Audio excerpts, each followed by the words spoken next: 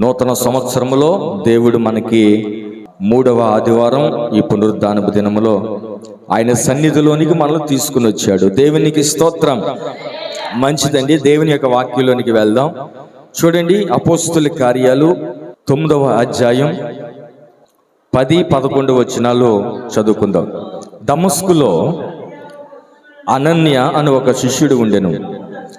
ప్రభు దర్శనమందు అనన్య అని అతనిని పిలువగా అతడు, ప్రభువా, ఇదిగో నేను. అందుకు ప్రభువు, నీవు లేచి తిన్ననదనబడిన వీధికి వెళ్ళి యోధా అని వాని ఎంట తార్షువాడైన సౌలు అని వాని కొరకు విచారించుము. ఇదిగో అతడు ప్రార్థన చేయుచున్నాడు. చిన్న ప్రార్థన చేద్దాం. మహిమగలిగిన మా ప్రభు పరిశుద్ధుడా, మీకు స్తోత్రాలు. ఈ దినం నీ సన్నిధికి వచ్చారు నాయన. అయ్యా, నీ సన్నిధికి వచ్చిన నీ బిడ్డలందరిని బట్టి మీకు స్తోత్రాలు. ఎందుకో సులువుగా కొంతమంది అయ్యా మీ సన్నిధిని పోగొట్టుకుంటున్నారు నాయన. ప్రభువా, యేసయ్యా, వారిని కూడా అయ్యా నీ సన్నిధికి వచ్చేటట్లుగా వారిని మీరు ప్రేరేపించమని మీ సన్నిధిలో ప్రార్థన చేస్తున్నాం. ఎందుకంటే ప్రభువా, నీ సన్నిధి యొక్క విలువను ప్రతి ఒక్కరూ కూడా గుర్తించాలి నాయనా.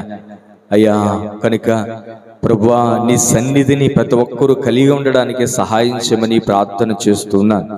వచ్చిన వీళ్ళందరూ బట్టి మీకు వందన. చదువుకున్న వాక్య భాగాన్ని మందరికీ ఆశీర్వాదకరంగా మార్చమని నజరేయుడైన యేసయ్య నామములో ప్రార్థించి వేడుకుంటున్నాను మా తండ్రి. ఆమేన్. దేవునికి స్తోత్రం. దేవుడు దమస్కు మార్గములో వెళ్తున్న సౌలును దర్శించిన విధానం మనందరికీ తెలుసు. అయితే దేవుని చేత దర్శించబడిన తర్వాత, దేవుని చేత తాకబడిన తర్వాత, దేవుని దర్శనం పొందుకున్న తర్వాత అతడు దమస్కు మార్గములో తార్షువాడైన సౌలు ప్రభునది పిల్లరా యోధా అని వాని ఎంట మరి 3 దినాలు ప్రార్థన చేసుకుంటున్నట్టుగా దేవుని యొక్క వాక్యంలో మనం చూస్తాం. అయితే అతడు ప్రార్థన చేసుకుంటున్నప్పుడు ప్రార్థన చేసుకుంటున్నప్పుడు దేవుడు అననీయ, రహస్య శిష్యుడైన మరి అననీయతో దేవుడు మాట్లాడుతున్న మాట ఏంటంటే, నీవు తార్షువాడైన సౌలు వాణ్ణి కొరకు విచారించు, అతని కొరకు నువ్వు ప్రార్థన చెయ్యని దేవుడు అననీయతో మాట్లాడిన మాటను మనం జ్ఞాపకం చేసుకుందాం. నాతో కలిసి ఈ చిన్న మాట చెప్పండి. ఇదిగో అతడు ప్రార్థన చేయుచున్నాడు. మరలా చెప్పండి. ఇదిగో అతడు ప్రార్థన చేయుచున్నాడు. అతడు దేవుని చేత రక్షించబడిన తర్వాత, దర్శించబడిన తర్వాత సౌలు అతడు చేసిన మొట్టమొదటి పని ఏంటంటే, అతడు ప్రార్థన చేయడం నేర్చుకున్నాడు. దేవునికి స్తోత్రం కలుగును గాక. ఈనాడు రక్షించబడిన తర్వాత, మారు మనసు పొందిన తర్వాత, దేవుని సన్నిధిలోనికి వచ్చిన మన జీవితాల్లో కూడా మనం ఏం నేర్చుకోవాలంటే ప్రార్థన చేయడం నేర్చుకోవాలి. ఏం నేర్చుకోవాలండి? ఏం నేర్చుకోవాలి? ప్రార్థన నేర్చుకోవాలి. రక్షించబడిన తర్వాత ఆ పౌలు గారు ప్రార్థన నేర్చుకున్నాడు. 3 దినాల నుంచి అతడు ప్రార్థన చేస్తున్నాడు. దేవునికి స్తోత్రం కలుగును గాక.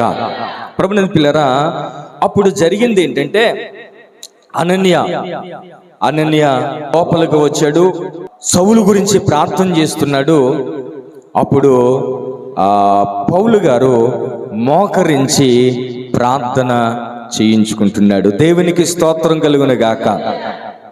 ప్రార్థన చేసుకున్నప్పుడు, అననీయ ప్రార్థన చేస్తున్నప్పుడు అతని యొక్క కన్నులు తెరవబడినట్లుగా, అప్పటి వరకు అంధుడైపోయాడు కదా, అంధుడిగా ఉన్న ఆ పౌలు గారు మరి పొరల వంటివి రాలినప్పుడు మరి కన్నులు మరలా తెరవబడినట్లుగా, మరలా చూపుని పొందినట్లుగా దేవుని యొక్క వాక్యంలో మనము చూస్తూ ఉన్నాం. దేవునికి స్తోత్రం. అయితే ఈరోజు నేను చెప్పాలనుకున్న చిన్న మాట అదేంటంటే, ప్రభునందు పిల్లరా, నేను జ్ఞాపకం చేయాలనుకున్న విలువైన మాట ఈరోజు ఏంటంటే, అతని జీవితంలో ప్రార్థన నేర్చుకున్నాడు పౌలు గారు. ఆ ప్రార్థన ఎలాంటి ప్రార్థన అనేది కాస్త మీకు జ్ఞాపకం చేయాలని ఆశపడుతున్నాను. ఆ ప్రార్థన ఎలాంటి ప్రార్థనో మనము జ్ఞాపకం చేసుకోవాలి. అయితే దేవుడు అనన్యతో మాట్లాడుతున్నప్పుడు జాగ్రత్తగా వినాలి. దేవుడు అనన్యతో మాట్లాడుతున్నప్పుడు కాస్త తడబడ్డాడు, భయపడ్డాడు. తార్షువాడైన సౌలు దగ్గరికి నన్ను వెళ్ళమంటున్నాడు, అతని గురించి నేను విన్నది చాలా ఘోరమైన పరిస్థితులు చేస్తున్నాడట, యెరూషలేములో ఉన్న దేవుని బిడ్డల్ని ఎంతో మందిని హత్య చేశాడట, ఎంతో హింస కలిగి చేశాడట, అమ్మో అతని కోపం, అతని ఆవేశం, అతని చేతిలో ఖడ్గం ఉంటుందట, ప్రార్థన చేసేవారు అందరినీ కూడా అతడు చంపేస్తాడనే మాటలు అనన్యకు వినబడ్డాయి. ఈ తార్షువాడైన సౌలు దగ్గరికి దేవుడు వెళ్ళమంటున్నాడు, అతడు నాకేమి హాని చేస్తాడని కాస్త భయపడినట్లుగా కూడా మనము చూస్తున్నాం. ఆ మాటలు కూడా ఒక్కసారి చదవండి, 13వ వచనం. అందుకు అననీయ, ప్రభువా, ఈ మనుషుడు యెరూషలేములో నీ పరిశుద్ధులకు ఎంత కీడు చేసి ఉన్నాడని అతను గూర్చి అనేకుల వలన వింటిమి, ఇక్కడును నీ నామమును బట్టి ప్రార్థన చేయవారందరినీ బంధించుటకు అతడు ప్రధాన యాజకుల వలన అధికారము పొంది ఉన్నాడని ఉత్తరమిచ్చు. ప్రభునందు పిల్లరా, ప్రభు చెప్పినా కూడా అననీయ కాస్త కలవరం ఉంది, కలవరపడుతున్నాడు.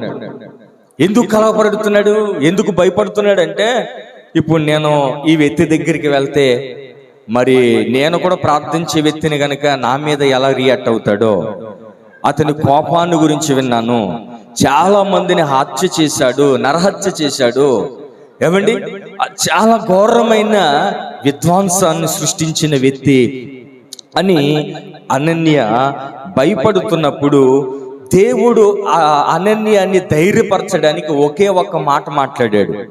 ఆ మాటే ఈ రోజున మనం ధ్యానించబోతున్నాం. ఆ మాట ఏంటంటే, ఇదిగో అతడు, చెప్పండి, ఇదిగో అతడు ప్రార్థన చేయుచున్నాడు. దేవునికి స్తోత్రం కలుగును గాక. ప్రభునందు పిల్లరా, పౌలు గారు ప్రార్థన చేస్తున్నాడు. దేవుడు పౌలు గారి గురించి ఇచ్చుచున్న సాక్ష్యం ఏంటంటే, ఇదిగో, అందరు చెప్పండి, ఇదిగో అతడు ప్రార్థన చేస్తున్నాడు. దేవునికి స్తోత్రం కలుగునుగాక. ప్రార్థన చెడు నేర్చుకున్న పౌలు గారు, బాగా గుర్తుపెట్టుకోండి, ప్రార్థన చేస్తున్న పౌలు గారిలో గొప్ప మార్పును మనం చూస్తున్నాం. ఇంతవరకు ఈ అనుభవం, గత కాలంలో ఈ అనుభవం పౌలు గారికి లేదు. ఏమండి, దేవుని చేత దర్శించబడిన తర్వాతే ప్రార్థన నేర్చుకున్నాడు. అయితే ఈ ప్రార్థన చేయడం నేర్చుకున్న తర్వాత ఇంకెప్పుడు కూడా అతనిలో కోపాన్ని మనం చూడలేము. ఏమంటే, ప్రార్థన నేర్చుకున్న తర్వాత, ప్రార్థన చేస్తున్న తర్వాత అతనిలో అసూయను చూడలేము. ప్రార్థన నేర్చుకున్న తర్వాత అతనిలో పాప సంబంధమైన కార్యాలు అతనిలో కనబడవు. అది ప్రార్థన అంటే. ఏమండి, దేవుడు అననీయతో ఇదిగో అతడు ప్రార్థన చేస్తున్నాడు అని చెప్పడానికి గల కారణం ఏంటంటే, అతడు ప్రార్థన చేస్తున్నాడు గనుక ఇంతకు ముందు నీవు ఆలోచించినట్లుగా అతనిలో కోపం కనబడదు. ఇక మీదట అతడు ప్రేమే కనబడుతుంది. ఇక మీదట అతనిలో ఆవేశం కనబడదు. ఇక మీదటలో అతనిలో దీనత్వమే కనబడుతుంది. ఇంతకు ముందు అతనిలో ఉన్న అహంకారం ఇప్పుడు అతనిలో కనబడదు. అతనిలో దీన మనసే కనబడుతుంది. ఎందుకంటే ఇదిగో అతడు ఏం చేస్తున్నాడు, ప్రార్థన చేస్తున్నాడు. దేవునికి స్తోత్రం కలుగును గాక. ఏమండి, నేను చెప్పాలనుకున్న పాయింట్లోనికి వచ్చేస్తున్నాను, బాగా గుర్తు పెట్టుకోండి. ఏమండి, నీవు నేను కూడా ప్రార్థన చేస్తున్నాం. బాగా గుర్తు పెట్టుకోండి, నీవు నేను అందరం ప్రార్థన చేస్తున్నాం. అయితే మనం ప్రార్థన చేస్తూ కూడా ఇంకా పాపం మానలేకపోతున్నామంటే అది సరైన ప్రార్థన కాదు. ఏమండి, ఇప్పుడు ఇదిగో అతడు ప్రార్థన చేస్తున్నాడని దేవుడు చెప్పడానికి గల కారణం ఏంటంటే, ఇక మీదట అతనిలో కోపం కనబడదు, ఎందుకంటే ప్రార్థన చేస్తున్నాడు కనుక. అంటే నువ్వు ప్రార్థన చేస్తూ నీలో కోపం కనబడితే, నువ్వు ప్రార్థన చేస్తూ నీలో వ్యభిచార కార్యాలు కనబడితే, నువ్వు ప్రార్థన చేస్తూ ఇంకా త్రాగితే, నువ్వు ప్రార్థన చేస్తూ ఇంకా చీకటి కార్యాలు జరిగిస్తూ ఉంటే, నేను ప్రార్థన చేస్తూ ఇంకా అబద్ధాలు ఆడితే, మరణకరమైన పాపాలు చేసుకుంటూ పోతే, నేను ప్రార్థన చేసినట్లు ఎలా అవుతుంది? ఏమండి, అది ప్రార్థన కాదు కదా. నేను ప్రార్థన చేస్తున్నానంటే ఆ ప్రార్థనలో మార్పు కనబడాలి. ఇదిగో అతడు ప్రార్థన చేస్తున్నాడు అననీయా, ఇక మీదట నువ్వు ఆలోచిస్తున్నట్లుగా అతడు నీకు కనబడడు. అతని స్వభావం మార్చబడింది. అతనిలో ఉన్న ఆవేశం, కోపం, ద్వేషం, అసూయ ఇవన్నీ కూడా ఇక నీకు కనబడవు. ఇదిగో అతడు ప్రార్థన చేస్తున్నాడు. ఇక మీదట అతనిలో దీనత్వమే కనబడుతుంది. ఇక మీదట అతనిలో ప్రేమే కనబడుతుంది, ఓర్పే కనబడుతుంది, సహనమే కనబడుతుంది. ఎందుకంటే ఇదిగో అతడు ఏం చేస్తున్నాడు? ప్రార్థన చేస్తున్నాడు. ఏమండి, కనుక మన జీవితాల్లో నేను ప్రార్థన చేస్తున్నాను అని చెప్పొద్దు, నేను ప్రార్థన చేస్తున్నానని చెప్పొద్దు. ఆ ప్రార్థన నీ బ్రతుకును మార్చలేకపోతే, ఆ ప్రార్థన మన స్వభావాన్ని మార్చలేకపోతే, ఆ ప్రార్థన త్రాగుడులోంచి విడిపించలేకపోతే, అది అసలు ప్రార్థనే కాదు. నన్ను అడిగితే అసలు నువ్వు చేస్తున్నది ప్రార్థనే కాదు. ఏమండి, చిన్న బలహీనతను, ఆ త్రాగుడనే వ్యసనాన్ని, ఏమండి, ఈ ప్రార్థన మానిపించలేకపోతే ఈ ప్రార్థనకి శక్తి ఏముందండి? ఏమండి, కనుక మన జీవితంలో పౌలు గారు చేస్తున్న ప్రార్థన తన స్వభావాన్ని మార్చింది, అతని జీవితాన్ని మార్చింది, అతని ఆలోచన విధానాన్ని మార్చింది, అతని బ్రతుకును మార్చింది. ఇప్పుడు ఆ ప్రార్థన ఏం చేసిందంటే, ప్రభునిధి పిల్లరా, ఆ ప్రార్థనలో శక్తి ఉంటుంది కనుక ఆ ప్రార్థన అనేక మందికి ఆశీర్వాదకరంగా మార్చబడింది. దేవునికి స్తోత్రం కలుగును గాక. అయితే మన జీవితంలో పాపమే ప్రార్థన అంటే అందులో శక్తి ఎలా ఉంటుంది? ఏమండి, ఆ ప్రార్థన జ్వరాన్ని ఎలా తగ్గిస్తుంది? ఆ ప్రార్థన రోగికి స్వస్థత ఎలా కలుగు చేస్తుంది? ఆ ప్రార్థన సమస్యలో ఉన్న పరిస్థితుల్లో కలిగిన ఆ వ్యక్తినికి విడుదల ఎలా కలుగు చేస్తుంది? కనుక నేను ప్రార్థన చేస్తున్నాను అని చెప్పొద్దు. ఆ ప్రార్థన మన జీవితాన్ని మార్చగలిగితేనే అది సరైన ప్రార్థన. ఏమండి, కనుక మన జీవితాల్లో అలాంటి ప్రార్థన నేర్చుకోవాలని దేవుడు కోరుకుంటున్నాడు. దేవునికి స్తోత్రం కలుగును గాక. ఒక చిన్న మాట చెప్తాను, బాగా జాగ్రత్తగా వినాలి. ఏమండి, ఎంతవరకు విన్నారో లేదో నాకు తెలియదు, కానీ ఈ చిన్న మాట బాగా జాగ్రత్తగా వినాలి. ఏమండి, ఈరోజు ఏమండి ఒక 10 గంటలు ప్రార్థన చేసాం. ఎన్ని గంటలు చెప్పాలి? ఎన్ని గంటలు ప్రార్థన చేసాం? 10 గంటలు ప్రార్థన చేసి, బాగా వింటున్నారా? ఏమండి, టీవీ దగ్గరికి వెళ్ళి, ఏమండి, టీవీ ఆన్ చేసి ఒక సినిమాయో సీరియల్లో చూస్తున్నామంటే, ఏమండి, మనము ఈరోజు ఎన్ని గంటలు ప్రార్థన చేసాం చెప్పాను. ఎన్ని గంటలు ప్రార్థన చేసాం? ఏమండి, 10 గంటలు ప్రార్థన చేసి మళ్ళీ ఆ రోజు సాయంత్రం టీవీ దగ్గరికి వెళ్ళి సీరియల్ చూసి ఆ యొక్క సినిమాలు జయించలేకపోతున్నామంటే ఈ ప్రార్థనేనంటారా? ఈ ప్రశ్నకు నాకు జవాబు చెప్పాలి. ఏమండి, ఈ ప్రార్థనేనంటారా? ఏమండి, ఎన్ని గంటలు ప్రార్థన చేసాం? ఏమండి, ఎన్ని గంటలు? 10 గంటలు చేసిన ప్రార్థన కనీసం ఆ చిన్న నేత్రాంశను జయించలేకపోయామోనంటే అది అసలు ప్రార్థనే కాదు. నువ్వు చేసిన 10 గంటల ప్రార్థన చేసేసానని ఓగడం తప్ప మరొకటి లేదు. అయ్యి బాబా, ఈరోజు 10 గంటలు ప్రార్థన చేశాను, నాలాంటి ప్రార్థనా పరులు లేడు, నేనంటే ఏమనుకున్నారు, నా విలువ ఎవరికి తెలియడం లేదు అని నువ్వు అనుకుంటున్నావు అంతే. ఏమండి, కొంతమంది ఇలాగే 40 రోజులు చేసేస్తారండి బాబు ప్రార్థన. ఎన్ని రోజులండి? కటిక ఉపవాసం 40 రోజులు మాటల. కానీ ఆ చిన్న సీరియల్ కూడా జయించలేదు. మరి ఆ 40 రోజుల ప్రార్థన అది ప్రార్థన కాదు నా దృష్టిలో. ఏమండి, ఆ 40 రోజుల ప్రార్థన అది అసలు ప్రార్థనే కాదు నువ్వు చేసింది. ఎందుకంటే ఆ 40 రోజుల ప్రార్థన ఆ చిన్న బలహీనత, త్రాగుడనే బలహీనత, అబద్ధం అనే బలహీనత, వ్యభిచారం అనే బలహీనత, మోసం, అవిధేయత, అక్రమం, ఏమండి ఈ పరిస్థితిని, ఆ చిన్న బలహీనతలే నీ ప్రార్థన మార్చలేకపోతే అది అసలు ప్రార్థనే కాదు. ఆ ప్రార్థనలో శక్తి లేదు. అది నేను దానికి పెట్టే పేరు ఏంటంటే అది నిర్జీవమైన ప్రార్థన. అది మన సాటిస్ఫాక్షన్ కొరకే. నేను కూడా క్రైస్తవుడిని, నేను కూడా ప్రార్థన చేస్తున్నానని చెప్పుకోవడానికి తప్ప మరి దేనికి పని చేయదు. అవండి నీ గురించి ప్రజలు చెప్పుకోవాలి. ఏమని చెప్పుకోవాలంటే, ఇంత మన కోపాన్ని రగిలించిన అతనిలో కోపం రావట్లేదు, ఇతడు ప్రార్థన చేస్తున్నాడని ప్రజలు చెప్పుకోవాలి. ఏమండి ఇక్కడ మరొక వ్యక్తితో చెప్పడం లేదు, దేవుడే చెప్తున్నాడు. అననీయ, నువ్వు కంగారు పడుతున్నావు, అతడు ఆవేశపరుడు, చంపేస్తాడు, పొడి చేస్తాడు, హాని చేస్తున్నాడు, యెరూషలేములో వాళ్ళని చంపేశాడు, వీళ్ళని చంపేశాడని నువ్వు కలవరపడుతున్నావు. ఇదిగో అతడు ఏం చేస్తున్నాడు చెప్పాలి. అతడు ప్రార్థన చేస్తున్నాడు. అంటే ఇక మీదట అది నీకు కనబడదు. ఆ లోపాలు ఏమైనావో అతనిలో నీకు కనబడదు. ఎందుకంటే అతడు ఏం చేస్తున్నాడమ్మా? అతడు ఏం చేస్తున్నాడు? ప్రార్థన చేస్తాడు. నీ గురించి చెప్పుకోవాలి. ఏమండి అతడు ప్రార్థన చేస్తున్నాడు. ఎట్టి పరిస్థితులు అతడు తాగడు. అతడు ప్రార్థన చేస్తున్నాడు. ఎట్టి పరిస్థితులు అతడిలో కోపం మనకు కనబడదు అని ప్రజలు చెప్పుకోవాలి. అది ప్రార్థన అంటే. ఏమండి ప్రార్థన అంటే ఏంటనుకున్నారు? మూలం కూర్చుని ఎవరికి తెలియకుండా, ఏమండి గంటలు ప్రార్థన చేయడం ఇదే ప్రార్థన అనుకున్నారా? అయితే అదే ప్రార్థన అయితే ఆ ప్రార్థన కనీసం ఏమండి ప్రేమ కలిగి లేకపోతే అది ప్రార్థన కాదు కదా. అంటే ఆ ప్రార్థనలో శక్తి లేదు అని అర్థం.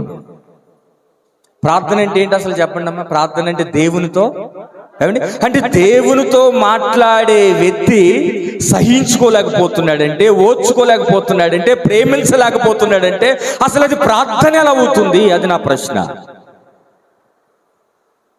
నేను ప్రార్థన చేస్తున్నానని మాత్రం చెప్పొద్దు. నేను ఉదయం లేచి ప్రార్థన చేస్తానని చెప్పొద్దు. నీ గురించి ఇతరులు చెప్పుకోవాలి. అతనిలో కోపం నాకు కనబడడం లేదండి, అతడు ప్రార్థన చేసుకుంటున్నాడేమో అని నీ గురించి ప్రజలు చెప్పాలి. అతనిలో ఈ లోపాలు, ఈ బలహీనతలు, పాప సంబంధమైన ఏ బలహీనతలు అతనిలో నాకు కనబడడం లేదండి, ఒకవేళ అతడు ప్రార్థన చేస్తున్నాడేమోనండి అని ప్రజలు చెప్పుకోవాలి. అది ప్రార్థన అంటే. ఇక్కడ ఇతడు ప్రార్థన చేస్తున్నాడని పౌలు గారి గురించి ఎవరు సాక్ష్యం ఇస్తున్నారమ్మా? ఏమండి దేవుడే, సాక్షాత్ దేవుడే సాక్ష్యం ఇస్తున్నాడు. ఎందుకంటే అననీయ కలవరంలో ఉన్నాడు. ఎందుకంటే అతను గురించి చాలా ఊహాగానాలు ఉన్నాయి, అది వాస్తవాలు కూడా. ఏమండి ఏమని చెప్పాడు? 13 వచనం చదవండి. అతని గురించి ఏం చెప్పాడు? అందుకు అననీయ, ప్రభువా, ఈ మనుషుడు యెరూషలేములో నీ పరిశుద్ధులకు ఎంతో కీడు, ఇంత కీడు చేశాడయ్యా, ఇతను గురించి నేను విన్నానయ్యా. మరి ఇంత కోపం కలిగిన వాడిని, ఇంత మందిని బాధ పెట్టిన వాడి గురించి నేను ఎలా ప్రార్థన చేయమంటావు అని అననీయ భావం. ఇలాంటి వ్యక్తి గురించి నేను ఎలాగే అతని కొరకు వెళ్ళమంటావు? అతని దగ్గరికి వెళ్తే అతని చేతిలో కత్తి ఉంటుందంట, కోపం వస్తే నన్ను పొడి చేస్తాడేమో అనే భయం. ఏమంటే నరహంతుని దగ్గరికి వెళ్ళడానికి ఎవరికైనా కాస్త భయపడతారు కదండి. ఏమండి చేతిలో కత్తి ఉన్నవాడు వాడు మామూలు మనిషి కాదురా బాబు, ఆడి కోపం వస్తే పేకలు నరికేస్తాడరా అన్న వాడి దగ్గరికి వెళ్తామా? ఏమండి మనము మనుషులమే కదా, కాస్త భయపడతాం. అలాగే భయపడుతున్నప్పుడు దేవుడు ధైర్యపరుస్తున్న మాటను మనం బాగా క్యాచ్ చేయాలి. అదేంటంటే, ఇదిగో అతడు ఏం చేస్తున్నాడు? ప్రార్థన చేస్తున్నాడు. అంటే అతడు ప్రార్థన చేస్తున్నాడంటే ఇక మీదట అతనులో ఆ బలహీనత కనబడదు. దేవునికి స్తోత్రం కలుగును గాక. అంటే ఇంకా బలహీనత కనబడుతుందంటే నువ్వు నేను ప్రార్థన చేస్తున్నట్టు కాదు ఇక్కడ లెక్క. అవండి నీవు నేను ప్రార్థన చేస్తున్నట్టు లెక్క కాదు. అవండి 13 రకాలైన రాళ్ళు మనకు తెలుసు. అవి మానలో ఏలుబడి చేస్తున్నాయి అని అంటే మనము సరైన ప్రార్థనా పరులము కాదు. ఆ ప్రార్థనే కాదు, ఆ ప్రార్థనలో శక్తి లేదు, ఆ ప్రార్థన ప్రభావితం చూపలేదు, అనేక మందికి ఆశీర్వాదకరంగా ఉండలేదు. ఇది వాస్తవం. అవునండి, పౌలు గారి పరిచర్య ఊరికనే ఆశీర్వదించబడిందా? పౌలు గారు ప్రార్థన చేస్తే ఊరికనే అద్భుతాలు జరిగాయా? అతనిలో ప్రార్థనలో ప్రభావం ఉంది. ఏదైతే ప్రార్థన చేస్తున్నాడో అది తన జీవితంలో అనుభవించుకున్నాడు. దేవునికి స్తోత్రం కలుగును గాక. ఏదైతే ప్రార్థన చేస్తున్నాడో అది తన జీవితంలో అనుభవించుకున్నాడు. అది ప్రార్థన. ప్రభునందు పిల్లరా, కనుక మన జీవితాల్లో కూడా ఈ సాక్ష్యం పొందుకోవాలి. ఏ సాక్ష్యం? ఇదిగో అతడు ప్రార్థన చేస్తున్నాడు, అందుకే అతడు త్రాగడం లేదు. ఇదిగో అతడు ప్రార్థన చేస్తున్నాడు, అందుకే ఈ సీరియల్ జోలికి వెళ్ళడం లేదు. ఇదిగో అతడు ప్రార్థన చేస్తున్నాడు, అందుకే అతనిలో కోపం రావడం లేదు. అతడు ప్రార్థన చేస్తున్నాడు, మనం ఎంత బాధ పెట్టినా అతడు క్షమిస్తున్నాడు అని ఇతరులు మన గురించి చెప్పుకోవాలి. ఇదిగో అతడు ప్రార్థన చేస్తున్నాడని. దేవునికి స్తోత్రం కలుగును గాక. అది ప్రార్థన అంటే. ఏమండి, దేవుడు ఇంకొక మాట చెప్పొచ్చు కదండి. నేను దర్శించాను, ఏమండి, నేను పలకరించాను అని అక్కడ ఏం మాట్లాడలే. ఏమండి, నేను దమస్కులో వెళ్తుంటే నేనే దిగి వచ్చాను అని అననీయత చెప్పలేదు. అక్కడ ఒకే ఒక మాట ఉపయోగించాడు దేవుడు. ఇదిగో అతడు ఏం చేస్తున్నాడు? ప్రార్థన చేస్తున్నాడు. అంటే ప్రార్థన చేస్తున్నాడు కనుక ఇక మీదట అతని జీవితంలో మార్పును మనం చూడగలుగుతామని దాని అర్థం. దేవునికి స్తోత్రం. అదే విషయం దానియేలు గ్రంథంలో కూడా మనం చూడగలుగుతాం. అతడు కూడా, దానియేలు ప్రతిరోజు యెరూషలేము వైపు చేతులెత్తి కిటికీలు తీసి ఏం చేస్తాడంటమ్మా? ప్రతిరోజు మనకు తెలుసు కదా, చెప్పండి వాక్యం. ఏం చేస్తాడు? ప్రతిరోజు కూడా ఏం చేస్తాడు? ఏమండి? ప్రార్థన చేస్తున్నాడు. ఇప్పుడు ఈ ప్రార్థన ప్రతిరోజు దానియేలు ప్రార్థన చేస్తున్నప్పుడు ఒక శోధన వచ్చింది. ఏమండి? నెబుకద్నెజర్ అనే రాజు ఒక ప్రతిమను తయారు చేసి దానికి ఏం చేయమన్నాడు? ఏమండి? అదే దేవుడు, దాన్నే మొక్కాలి అని చెప్పాడు. అయితే దానియేలు ఏం చేశాడు? దాన్ని ఏమాత్రం కూడా మొక్కకుండగా జీవము కలిగిన దేవునికే ప్రార్థన చేస్తున్నాడు. దేవునికి స్తోత్రం కలుగును గాక. అయితే దానియేలుతో పాటు కొంతమంది వచ్చారు. వాళ్ళు కూడా ప్రార్థన పరులే, వాళ్ళు కూడా యూదులే. ఏమండి? వాళ్ళు కూడా అబ్రహాము సంతానమే. అయితే వాళ్ళు ఏం చేశారంటే, వాళ్ళు ప్రార్థన చేస్తున్నారు, మరలా ఆ ప్రతిమకి ఎందుకు వచ్చిన గొడవ, ఒక్కసారి దండం పెట్టేస్తే రాజు చేతుల నుంచి మనం తప్పించుకుంటామని చెప్పి అందరూ కూడా ఏం చేస్తున్నారమ్మా? ఆ నమస్కారం చేస్తున్నారు. కానీ దానియేలు ప్రార్థన చేస్తున్నాడు కనుక ఇక మీదట అతడు నమస్కారం చేయడు. ఏదైతే దైవమో, ఏదైతే పూజింపదగినదో, ఏ దేవుడైతే తను కలుగజేశాడో ఆ దేవునికే సాష్టాంగ పడతాడు, ఆ దేవుడినే పూజిస్తాడు, ఆ దేవుని ఆరాధన చేస్తాడు. దేవునికి స్తోత్రం కలుగును గాక. అది ప్రార్థన.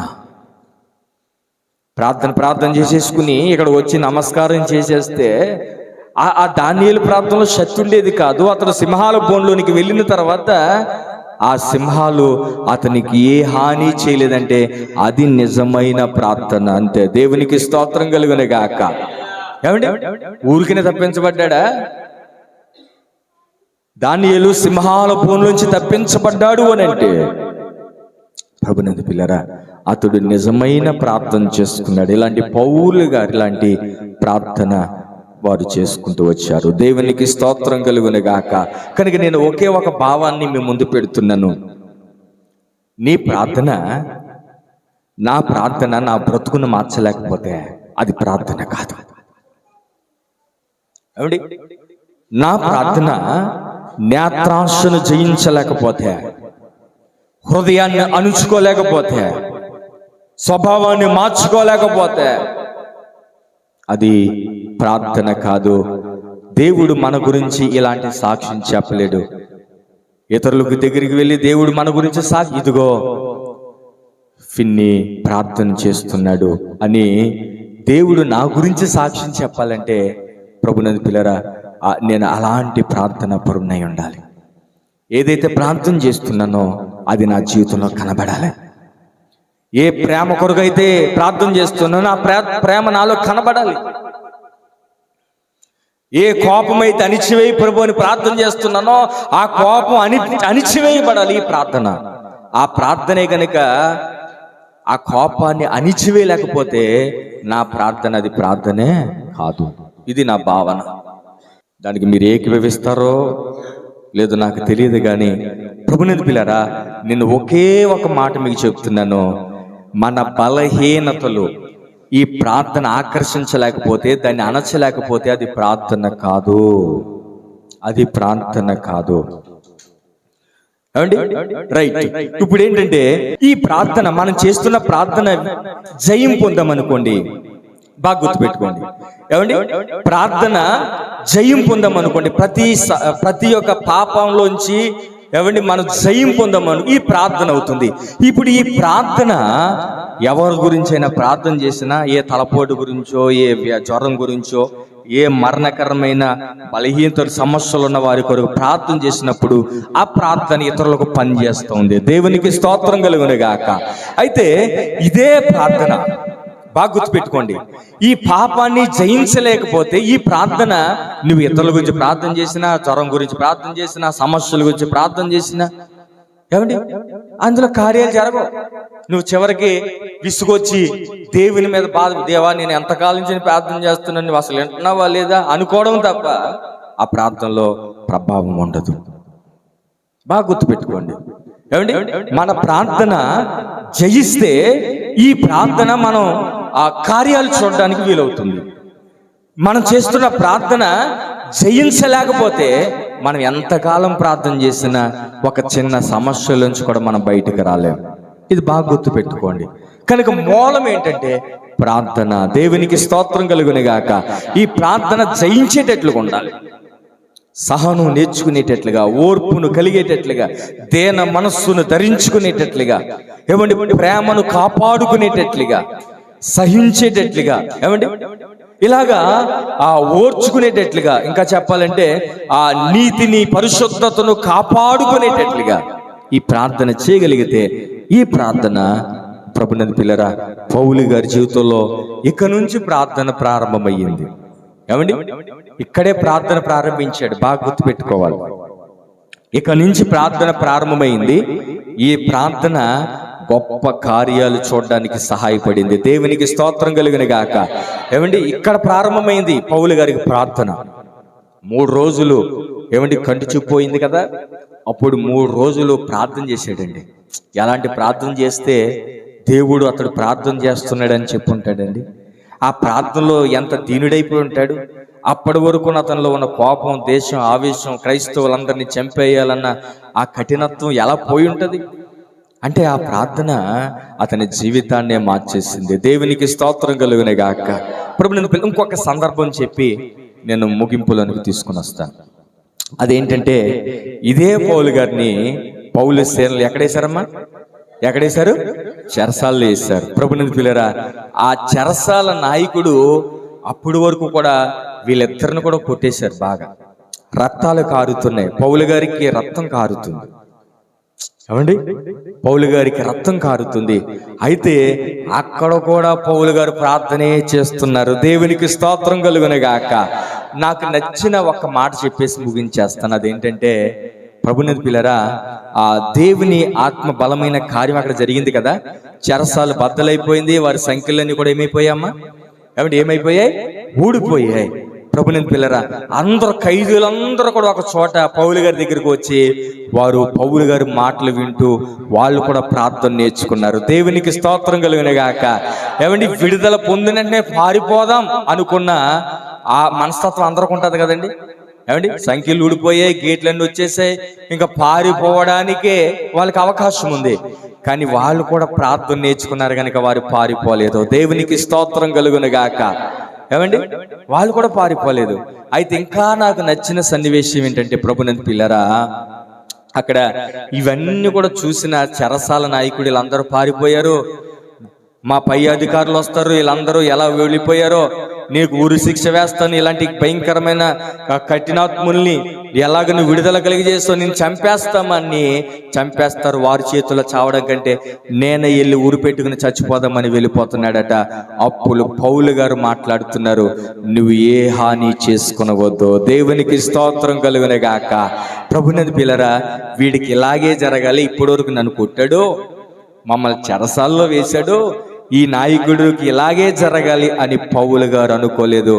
అక్కడ కూడా పౌలు గారు ప్రార్థనే చేస్తున్నాడు. దేవునికి స్తోత్రం కలుగును గాక. మనమేమనుకుంటాం, వాడికి ఊరే మంచిది, నన్ను ఎంతవరకు కొడతాడా, అతడే కదా కొట్టించిందండి, అతడే కదా కొట్టాడు. కనుక ప్రభునందు పిల్లరా, అయినా సరే అతన్ని కొరకు ప్రార్థన చేస్తున్నాడు. అతనికి మరణం కాకుండా ప్రభునందు పిల్లరా తన కొరకు ప్రార్థన చేస్తున్నాడు. అతడికి సువార్త చెప్పాడు. దేవునికి స్తోత్రం కలుగునే గాక. అతని మీద కోపపడినట్లుగా మనం చూడం. చెరసాలో వేసినందుకు, కొట్టినందుకు, బాధించినందుకు ఏ మాత్రం కూడా కోపం రాలేదు. ఎందుకంటే అక్కడ ఎక్కడున్న పౌలు గారి పని ఏంటంటే అతడు ప్రార్థన చేయడం అలవాటు. ఆ ప్రార్థన శక్తివంతమైన ప్రార్థన. దేవునికి స్తోత్రం కలుగునే గాక. కనుక మన జీవితాల్లో ఈ ప్రార్థన నేర్చుకోవాలి. ఏమండి, ఆ చెరసాల నాయకుడు అందరూ చెప్తాడు, వాళ్ళు ప్రార్థన చేసుకునే మనుషులండి, వారిలో తప్పులు కనబడవండి. ఏమండి, వీళ్ళు చెప్పడా? ఏమండి, వాళ్ళు ప్రార్థన చేసుకునే మనుషులండి, వారిలో ఆ దైవత్వం కనబడుతుందండి, వారిలో మృదత్వం కనబడుతుందండి అని, వారిలో ఐక్యత కనబడుతుందండి, వారిలో సహనం, వారిలో ప్రేమతత్వం కనబడుతుందని ప్రభునందు పిల్లరా ప్రజలు చెప్పుకుంటారు. దేవునికి స్తోత్రం కలుగును గాక. అదే వాక్య భాగాన్ని మనము చదువుకున్నాం. ప్రభునందు పిల్లరా, ఇదిగో, అందరు చదవండి అమ్మా, ఆ మాట అందరు చదవండి. ఇదిగో అతడు ప్రార్థన చేయుచున్నాడు. నీ గురించి ఈ సాక్ష్యం ఉందా? నా గురించి సాక్ష్యం ఉందా? అమ్మా, పలానా వ్యక్తి అతడు ప్రార్థన చేస్తున్నాడండి, అతనిలో వేలెత్తి చూపించడానికి ఏది సరిపోమండి. ఇతరుల గురించి ఏమి చెడ్డగా మాట్లాడండి అతడు. ఎందుకంటే అతడు ప్రార్థన నేర్చుకున్నాడు. ప్రార్థన నేర్చుకుంటే ఏకాంతంగా దేవునితో ఇవన్నీ మనకి అబ్బుతాయి. ఏమండి, మన ప్రార్థన అంటే ఏంటంటే ఒక మూల కూర్చుని పొద్దున్న 5 నిమిషాలనైనా నేను వెళ్తున్నాను, మళ్ళీ వస్తాను, మధ్యలో నడుగులు అడిగేయి, ఏమండి, నడుగులు అడిగేయి అని ఇయే నేర్చుకున్నాం మన జీవితాల్లో. కానీ ప్రభునందు పిల్లరా, మన జీవితాల్లో మనం ప్రార్థన చేస్తున్నామని మన ప్రవర్తన అనేక మందికి ఆశీర్వాదకరంగా మార్చబడాలి. దేవునికి స్తోత్రం కలుగును గాక. కనుక ప్రభునందు పిల్లరా, మన జీవితాల్లో ఈ మాటలు అందరూ కూడా గుర్తుపెట్టుకోండి. 10, 11 వచ్చిన అందరూ చదవండి. దమస్కులో అనన్య అనే ఒక మనుషుడుండెను. ప్రభు దర్శనమందు అనన్య అని అతనిని పిలువగా అతడు, ప్రభువా, ఇదిగో నేనున్నాను అని. అందుకు ప్రభు, నీవు లేచి తిన్ననబడిన వీధికి వెళ్ళు, యోధా అని వాణ్ణి ఎంట తార్షువాడైన సౌలు అని వాని కొరకు విచారించుము, ఇదిగో అతడు ప్రార్థన చేయుచున్నాడు. ఈ మాట చెప్పగానే అననీయ వెళ్ళాడు కదండి. వెళ్ళినప్పుడు అననీయ తలుపు కొడతాడు కదండి. ఒకరింటికి వెళ్ళినప్పుడు తలుపు కొడతాడు కదా. అననీయ వచ్చాడని చెప్పి అప్పటి వరకు ప్రాంతంలో ఉన్న వ్యక్తి లేచి నిలబడ్డాడు. దేవునికి స్తోత్రం కలుగునే గాక. ఎప్పుడైతే అననీయ లోపలికి వచ్చాడో, అననీయతో మాట్లాడుతున్నప్పుడు, అననీయ తన కొరకు ప్రార్థన చేస్తున్నప్పుడు అననీయ దగ్గర మోకరించాడండి. దేవునికి స్తోత్రం కలుగునే గాక. అండి, ఇంతవరకు అలాంటి దీనత్వం మనలో కనబడదు, అతనిలో కనబడదండి. అవండి, అప్పటి వరకు కూడా అతని గురించి మనం చదువుకుంటే హింసకుడును, ఏమన్నాడు, హింసకుడును, దోషకుడును, హానికరుడును అనే ఈ మాటలే అతనికి వర్తిస్తాయి. ఎందుకంటే అతని పరిస్థితి అది. కానీ ఎప్పుడైతే ప్రార్థన చేస్తున్నాడో అతని జీవితం మార్చుకున్నాడు. అననీయ మరి ప్రార్థన చేస్తున్నప్పుడు మోకరించి తల ఉంచి మోకాళ్ళు వేసి అననీయ పాదాల దగ్గర ప్రార్థన చేయించుకుంటున్నాడు. దేవునికి స్తోత్రం కలిగిన గాక. ఎంత మార్పు కలిగించింది ఈ ప్రార్థన, ఎంతటి మార్పు కలిగించింది ప్రభుని పిల్లరా. కనుక నేను ఒకే ఒక మాట చెప్తున్నాను, బాగా గుర్తు పెట్టుకోండి.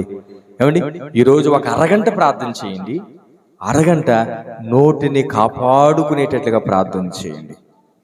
ఒక అరగంట ప్రార్థన చేయండి. ఏమండి, చూపుని కాపాడుకునేటట్లుగా ప్రార్థన చేయండి. ఒక అరగంట ప్రార్థన చేయండి. ఒక తలంపులు కాపాడుకునేటట్లుగా ప్రార్థన చేయండి. ఏమండి, లేకపోతే ఒక 5 గంటలు ప్రార్థన చేసి చూపుని కాపాడుకోలేకపోతే, మాటను కాపాడుకోలేకపోతే, హృదయాన్ని కాపాడలేకపోతే, నీవు 5 గంటలు చేసిన ప్రార్థన అది వృధా వృధా వృధా వృధా. ఏమండి, నువ్వు ఇందాక చేసిన అరగంట ప్రార్థనే, కానీ నోటిని కాపాడుకుంటున్నావు, తలంపులు కాపాడుకుంటున్నావు, ఏమండి, చూపుని కాపాడుకుంటున్నావు. ఏమండి, కనుక ఆ ప్రార్థనలో శక్తి ఉంటుంది.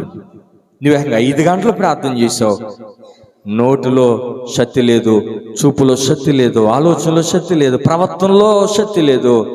అలాంటి ప్రార్థన అసలు ప్రార్థనే కాదు అనేది నా భావన. ఒకవేళ అది కూడా ప్రార్థనే అని మీకు అనిపిస్తే, ప్రార్థన అనిపిస్తే అది మీరు చేసుకోండి. నిశ్చయముగా ఆ ప్రార్థన మీకు ఎప్పటికీ జవాబు ఇవ్వదు. ఆ ప్రార్థన మీ జీవితాలకి ఎప్పటికీ మేలు చేయలేదు. కనుక నేను చెప్తున్నాను, మనం ప్రార్థన చేయాలి.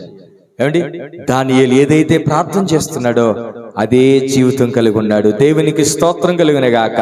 ఆ ప్రార్థన సింహాల నోళ్ళను మూసేసింది. దేవునికి స్తోత్రం కలుగును గాక. అదే సింహాల బోన్లోనికి ఎవరైతే దానియేలు మీద కక్ష పెట్టి లోపల వేశారో వాళ్ళని వేస్తే వారు ఎముకలను సహితం పొడి చేసేసేయట సింహాలు. దేవునికి స్తోత్రం కలుగును గాక. సింహాల బోనులో ఒక ప్రార్థనా పరుడున్నాడు. ఏదైతే ప్రార్థన చేస్తాడో అది పాటించే వ్యక్తి అన్నాడు. ఆ సింహాల బోనులో రాత్రంతా కూడా ఒక ప్రార్థనా పరుడున్నాడు. ఏదైతే ప్రార్థన చేసుకుంటాడో, ఏదైతే చేస్తాను అని ప్రార్థనలో తీర్మానం చేసుకుంటాడో దానికి కట్టుబడి ఉంటాడు. అది అపాయమైనా కూడా, అది అపాయమైనా కూడా, అది మరణమైనా కూడా దానికి కట్టుబడి ఉంటాడు. అది ప్రార్థన పరుని యొక్క లక్షణం.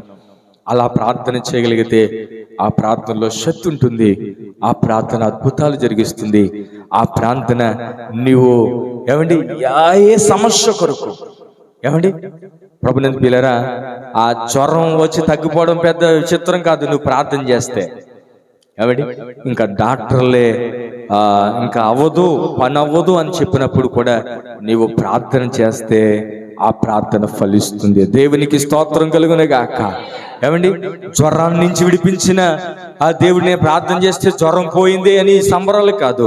నువ్వు ప్రార్థన చేస్తే జ్వరమే కాదండి ప్రభునందు పిల్లరా, ఇంకా ఈ వ్యక్తి ఉండడు, మరణమే అన్న పరిస్థితులను కూడా నీ ప్రార్థన ప్రభావం గొప్ప కార్యాలు చేయగలగాలి. దేవునికి స్తోత్రం. కనుక అలాంటి ప్రార్థన ఈ సంవత్సరం మనం నేర్చుకుందాం. మన గురించి ఇతరులు సాక్ష్యం చెప్పాలి, ఇదిగో అతడు ప్రార్థన చేస్తున్నాడు. ఒకప్పుడు వ్యక్తి కాదు, ఒకప్పుడు చీటి మాటికి కోప్పడేవాడు, ద్వేషం కలిగి ఉండేవాడు అని ఇప్పుడు అతడు ప్రార్థన చేస్తున్నాడు, ప్రార్థనకి వెళ్తున్నాడు. కనుక అతనిలో మార్పు ఉన్నదని ప్రజలు చెప్పుకోవాలండి. ఏమంటే నాకు నచ్చిన మాట ఇదే, దేవుడే సాక్ష్యం చెప్తున్నాడు. ఎందుకంటే అన్నయ్య కలవరంతో ఉన్నాడు కదండి. ఇలాంటి హానికరుని దగ్గరికి, ఇలాంటి వ్యక్తి దగ్గరికి వెళ్తే ఏంటో అన్న భావనలో ఉన్నాడు. కనుక దేవుడే సాక్ష్యం ఇస్తున్నాడు, అభయాస్తం ఇస్తున్నాడు. దేవునికి స్తోత్రం కలుగును గాక. కనుక అందరు నాతో కలిసి చెప్పండి, ఇదిగో అతడు ప్రార్థన చేయుచున్నాడు. కనుక ఇతరులు మన గురించి చెప్పుకోవాలి. అతడు ప్రార్థన చేస్తున్నాడు. సీరియల్ దగ్గర, టీవీల దగ్గర వ్యర్థమైనవి చూడడు. ఇతడు ప్రార్థన చేస్తున్నాడు కనుక వ్యర్థమైన ఆ లోక సంబంధమైన కార్యక్రమాల్లో అతడు ఉండడు అని ప్రజలు నీ గురించి చెప్పుకోవాలి. ఎందుకంటే ఎప్పుడైతే నీ గురించి వారు చెప్పుకుంటున్నారో ఆ ప్రార్థన ప్రభావం వారి జీవితాల్లో కార్యం చేయడం ప్రారంభిస్తుంది. దేవునికి స్తోత్రం కలుగును గాక.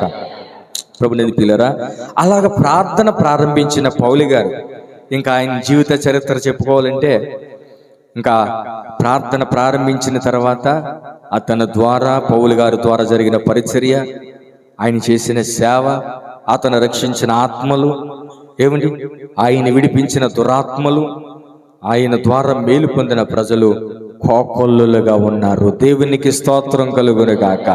కనుక అలాంటి పరిచర్యగా మన పరిచర్య మార్చబడాలంటే మనము అలాంటి సాక్ష్యము పొందిన ప్రార్థనగా మన జీవితం మార్చబడాలి. దేవునికి స్తోత్రం. నేను చివరిగా మరలా చెప్పిన మాట ఒక మాట చెప్పేసి ముగించేస్తాను. మన ప్రార్థన మన లోపాలను జయించగలగాలి. మన ప్రార్థన జయ జీవితం కలిగిన వారిగా మార్చాలి. దేవునికి స్తోత్రం. ఆ ప్రార్థన శక్తిగా మార్చబడి కార్యాలు జరిగిస్తుంది. దేవునికి స్తోత్రం. మనం చేస్తున్న ప్రార్థన మన బలహీనతలోంచి మళ్ళీ విడిపించలేకపోతే, బాగా గుర్తుపెట్టుకోండి, మనం చేస్తున్న ప్రార్థన మన బలహీనతలోంచి మళ్ళీ విడిపించలేకపోతే, మనం చేస్తున్న ప్రార్థన అది చిన్న కార్యం కూడా మనం చూడలేం అనే విషయాన్ని మరొక్కసారి మనం గుర్తుపెట్టుకుని మనము ఈ సంవత్సరం ప్రార్థన జీవితంలో ఒక మెట్టు పైకి ఎదగాలి. దేవునికి స్తోత్రం. అంటే ప్రార్థన జీవితంలో ఒక మెట్టు ఎదగాలంటే ఇప్పటి వరకు నేను 3 గంటలు చేస్తున్నాను, 4 గంటలు చేస్తాను అన్నది కాదు. 3 గంటలు చేసిన నీలో జయం రాలేదే, అది ప్రార్థనే కాదని మొదట చెప్పాను కదా. అయితే నువ్వు అరగంటే చేయి. నీకు వీలైతే 2 గంటలు చేస్తావు, 3 గంటలు చేస్తావా తర్వాత విషయం. అయితే నేను ఈ సంవత్సరం బలమైన ప్రార్థన చేయాలి, 3 గంటలు కాదు, ఈసారి 6 గంటలు చేస్తాను, ఇది కాదు. 1 గంటే చేయి, 1 గంటే చేయి. ఆ ప్రార్థన మన స్వభావాన్ని అణచగలగాలి. దేవునికి స్తోత్రం. మన ప్రార్థన జయ జీవితం కలిగిన వారిగా మార్చబడాలి. మన ప్రార్థన మన లోపాలు సరిచేయగలగాలి.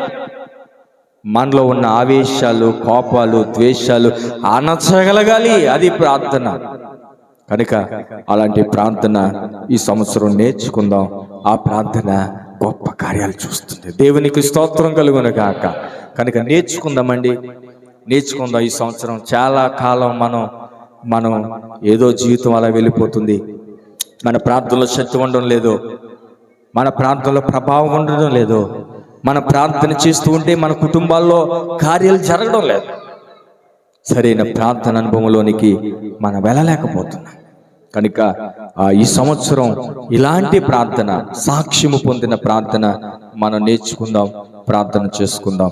మనకు చాలా సమయం అయింది. చిన్న ప్రార్థన. మహిమ కలిగిన మా తండ్రి పరిశుద్ధుడా, మీకు స్తోత్రం. నైనా ఈ దినం అయ్యా పౌలు గారి గురించి ఒక మాట చదువుకున్నాం. ఇదిగో అతడు ప్రార్థన చేస్తున్నాడు.